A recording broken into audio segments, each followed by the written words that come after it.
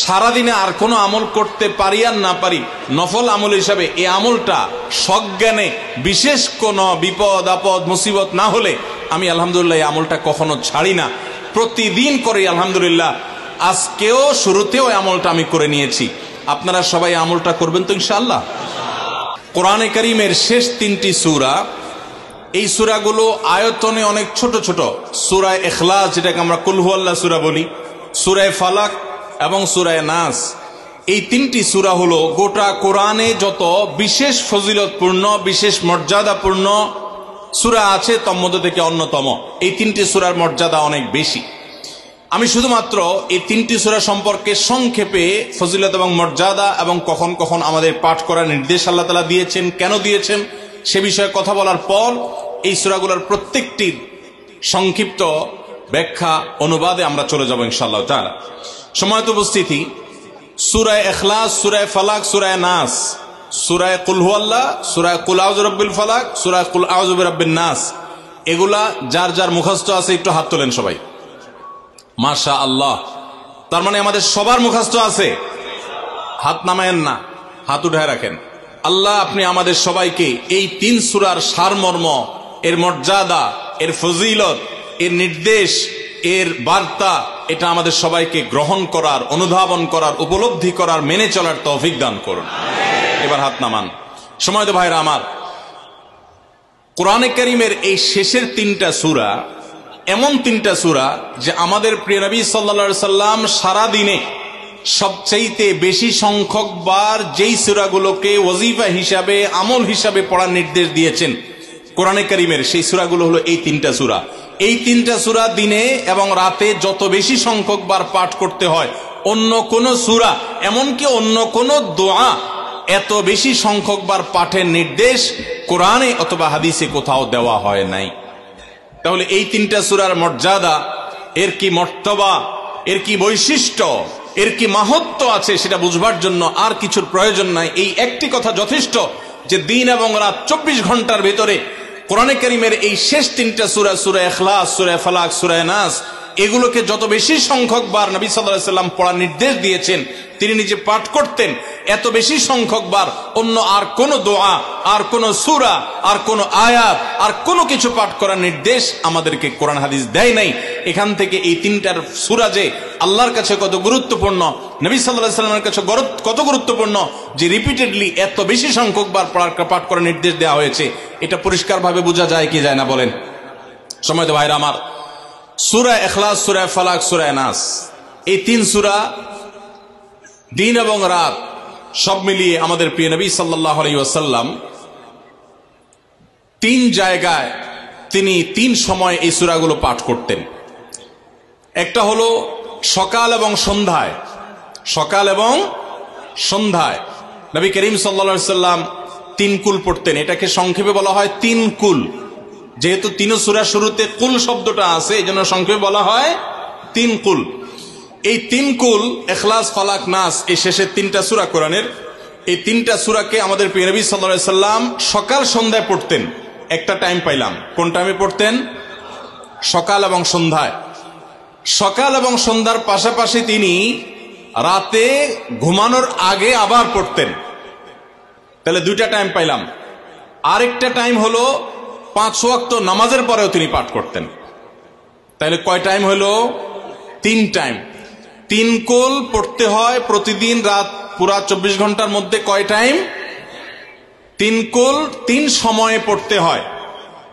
সকাল এবং সন্ধ্যা এবং রাত এই সময়গুলোতে পড়তে হয় প্রত্যেকটা 3 বার করে।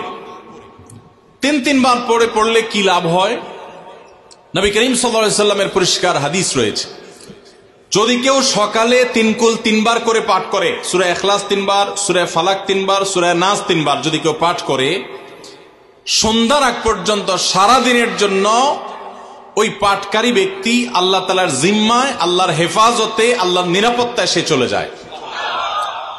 যত প্রকার অনিষ্ট আছে, ক্ষতি আছে, দৃশ্যমান ক্ষতি, অদৃশ্যমান ক্ষতি, সব ধরনের ক্ষয়ক্ষতি থেকে এবং আকস্মিক বিপদ থেকে, মুসিবত থেকে আল্লাহ রাব্বুল আলামিন ওই ব্যক্তিকে হেফাজত করেন যে ব্যক্তি ইয়াকিনের সাথে, ঈমানের সাথে, দৃঢ়তার সাথে আল্লাহ তাআলার কাছে প্রার্থনা করে এই সূরাটা সকালে 3 বার পাঠ করে। একইভাবে যে ব্যক্তি সন্ধ্যায় পাঠ করে, মাগরিবের আগে বা পরে, আসরের পর থেকে নিয়ে মাগরিবের আগে কিংবা এশার আগ পর্যন্ত পুরো সময়ের ভিতরে যদি কেউ এই 3 কুল 3 বার পাঠ করে, তো সারা রাত জুড়ে ওই ব্যক্তি, এই পাঠকারী ব্যক্তি আল্লাহ রাব্বুল আলামিনের নিরাপত্তায় প্রবেশ করে যায়। একইভাবে আমাদের প্রিয় নবী সাল্লাল্লাহু আলাইহি সাল্লাম প্রত্যেক 5 ওয়াক্ত নামাজের প্রত্যেক ওয়াক্তের পর এই 3 কুল পাঠ করতেন একবার। কয়বার? একবার সূরা ইখলাস, একবার সূরা ফালাক, আর একবার সূরা নাস। তাইলে মোট দিন এবং রাতে কয় জায়গায়, কয় টাইমে এই সূরাগুলো পাঠ করতে হয়? 3 টাইম। একটা হলো সকাল সন্ধ্যায়, আরেকটা হলো রাতে শোয়ার আগে, আরেকটা হলো 5 ওয়াক্ত নামাজের। 5 ওয়াক্ত নামাজের পরে একবার করে, একবার সূরা ইখলাস, একবার সূরা ফালাক, একবার সূরা নাস। ফজরের পরে, আবার যোহরের পরে, আবার আসরের পরে, আবার মাগরিবের পরে, আবার এশারের পরে। তাহলে দিন এবং রাত 24 ঘন্টায় এই 3 কুল কত বেশি গুরুত্বপূর্ণ হলে কোরআনের অন্য কোন সূরা, অন্য কোন আয়াত এত বেশি জায়গায়, এত বিভিন্ন জায়গায়, বিভিন্ন সময় নবী সাল্লাল্লাহু আলাইহি সাল্লাম এত সংখ্যকবার আমাদেরকে পাঠের নির্দেশ দেন নাই।